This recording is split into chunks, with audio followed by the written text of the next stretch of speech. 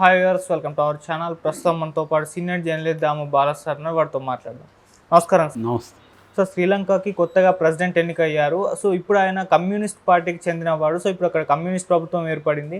దీనివల్ల ఇక్కడ మోదీ గారికి అండ్ అతనికి పెద్ద విభేదాలు ఏర్పడే ఛాన్స్ ఉంది. సంబంధాలు కూడా భారత్కు శ్రీలంకకి దెబ్బతినే అవకాశం ఉంది. అతను చైనా వైపు వెళ్ళే ఛాన్స్ ఉంది. సో అందుకే భారత్కి ఇబ్బందులు ఉంటాయని చెప్పేసి అభిప్రాయపడుతున్నారు సార్. మీరేం చెప్తారు సార్ దీని గురించి?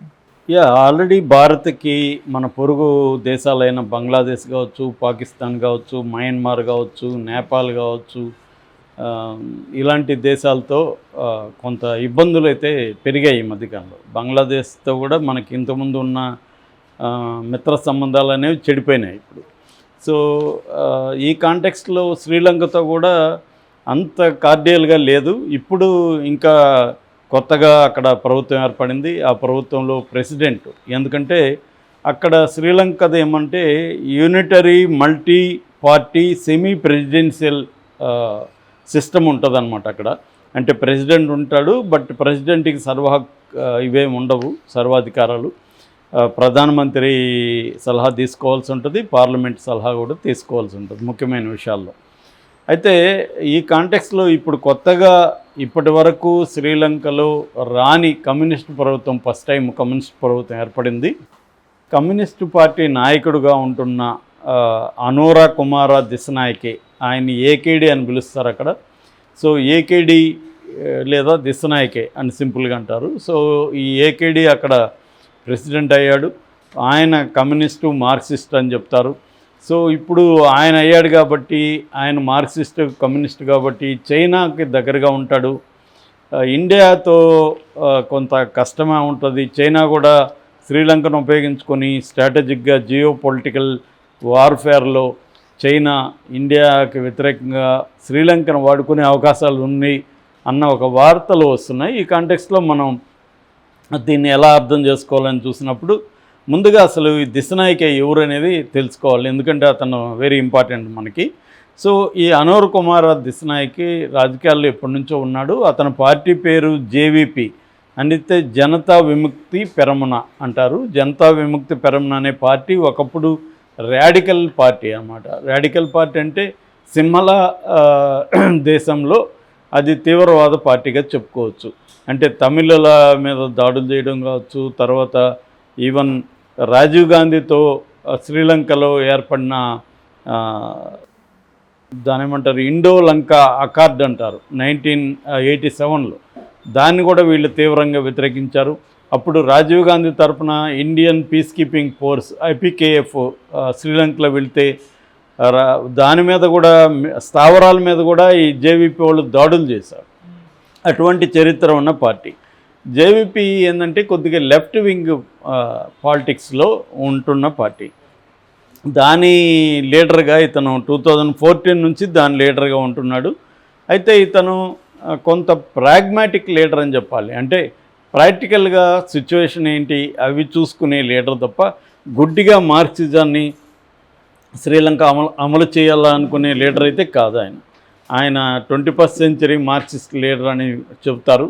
సో ఆయన ఇప్పటివరకు 2 ఎన్నికల్లో పోటీ చేస్తే ఫస్ట్లో ఆయనకి 2015లో 4.8% వచ్చింది, 2020లో 3.8% వచ్చింది. అక్కడి నుంచి 2020 నుంచి 24కి ఎంత జంప్ అయ్యాడంటే 42.73% జంప్ అయ్యాడు ఒక్కసారిగా.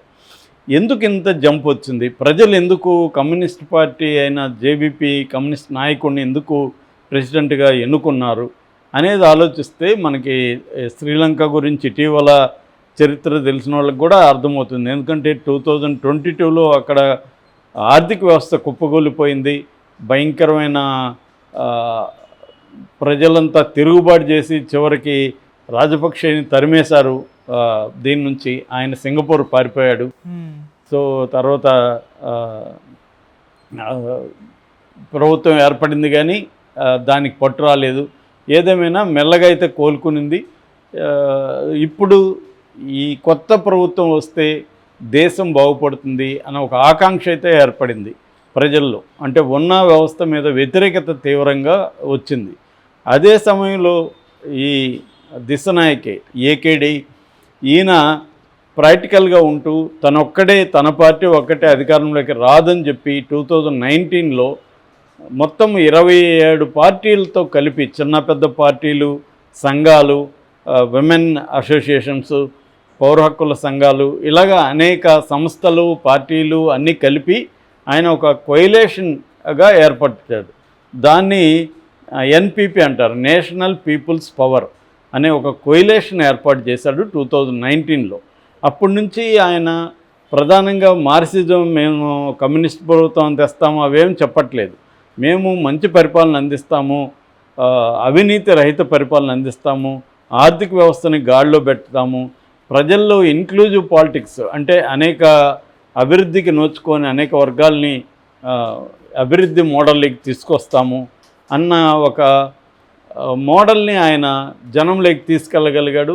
ఇంతమంది కలవగలిగారు కాబట్టి, కొయిలేషన్ కలవగలిగారు కాబట్టి ప్రజల్ని వివిధ రకాలుగా ఆర్గనైజ్ చేయడానికి ఇదంతా ఉపయోగపడింది. అంటే స్త్రీలలో పనిచేయడానికి, విద్యార్థుల్లో పనిచేయడానికి, కార్మికుల్లో, రైతుల్లో, ఇలాగా అన్ని సెక్షన్లో పనిచేయడానికి ఈ 28 పార్టీల కొయిలేషన్ ఉపయోగపడింది అన్నమాట. సో ఇది ఆయన సాధించిన విజయంగా చెప్పుకోవచ్చు. అక్కడి నుంచి అతను వచ్చాడు. సో ఇప్పుడు భయం ఏంటంటే ఇండియాకి శ్రీలంకకి మధ్య ఆల్రెడీ రిలేషన్షిప్స్ బాగాలేవు. నిజానికి శ్రీలంకకి ఇండియాకి చారిత్రకంగా చూస్తే రామాయణంలో రాముడు, మన లంక, రావణుడు ఆ కథ పక్కన పెడితే చారిత్రకంగా చూస్తే మనకి 2500 సంవత్సరం నుంచి కూడా ఇండియాకి శ్రీలంకకి టైఅప్స్ ఉన్నాయి. అంటే క్రీస్తు పూర్వం 3వ శతాబ్దంలోనే మన అశోకుని కొడుకు, అతని పేరేదో ఉంది, సో అతను మహింద, అశోకుని కొడుకు పేరు మహింద అనమాట. మహింద బుద్ధిజాన్ని శ్రీలంకలోకి తీసుకెళ్ళాడు. అక్కడి నుంచి అక్కడ బుద్ధిజం అనేది స్ట్రాంగ్ అయింది. అప్పటి నుంచి కూడా మనకు ట్రేడ్ రిలేషన్షిప్స్ కావచ్చు, తర్వాత కల్చరల్ రిలేషన్షిప్స్ కావచ్చు, శ్రీలంకకి మనకి అప్పటి నుంచి ఉంది. తర్వాత మనకి కలోనియల్ పీరియడ్, బ్రిటిష్ వాళ్ళే అక్కడ కూడా పరిపాలించారు. కలోనియల్ పీరియడ్లో ఏం చేశారంటే తమిళ కూలీల్ని ప్లాంటేషన్స్కి ఇక్కడ నుంచి పెద్ద ఎత్తున పట్టుకుపోయారు. అందుకని వీళ్ళు తమిళియన్స్ అక్కడ పెద్ద ఎత్తున శ్రీలంకలో ఉంటారనమాట. సో అట్లా మనకి కలోనియల్ పీరియడ్ ఉంది. పోస్ట్ కలోనియల్ పీరియడ్లో కూడా తమిళియన్స్ అక్కడ బలంగా ఉండడం, ఇండియాలో కూడా ఇండియా శ్రీలంక సంబంధాలు మెరుగుపడడం. మనకు 1964లో కూడా సిరిమావో బండారనాయకే, లాల్ బహదూర్ శాస్త్రి ఒప్పందం జరిగింది. తర్వాత 1974లో సిరిమావో బండారనాయకే, ఇందిరాగాంధీ ఒప్పందం జరిగింది. అలాగా మనకి వ్యాపారం కావచ్చు, కల్చరల్ రిలేషన్షిప్స్ ఇవన్నీ జరుగుతున్నాయి. అన్నిటికంటే ముఖ్యంగా తమిళుల ఇష్యూ శ్రీలంకలో పెద్ద ఎత్తున 83 నుంచి 90 వరకు సివిల్ వార్ శ్రీలంకలో చోటు చేసుకునింది. మనకప్పుడు తెలుసు, ఎల్టి ప్రభాకర్ పేరు తెలియని వాళ్ళు ఎవరు ఉండరు.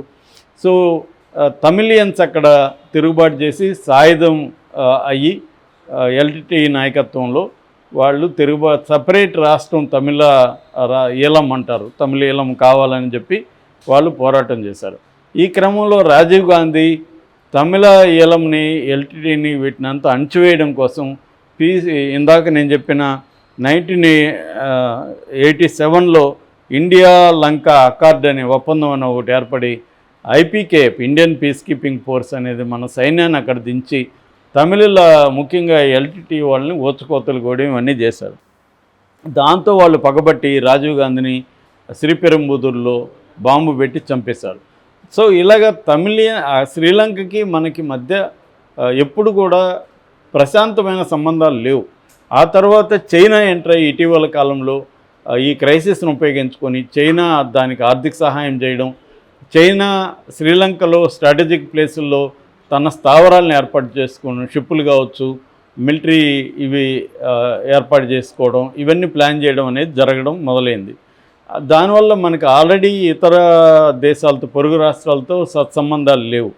ఇప్పుడు ఇది కూడా ఒక తలనొప్పిగా మారే అవకాశం ఉందా అన్నది జరుగుతుంది.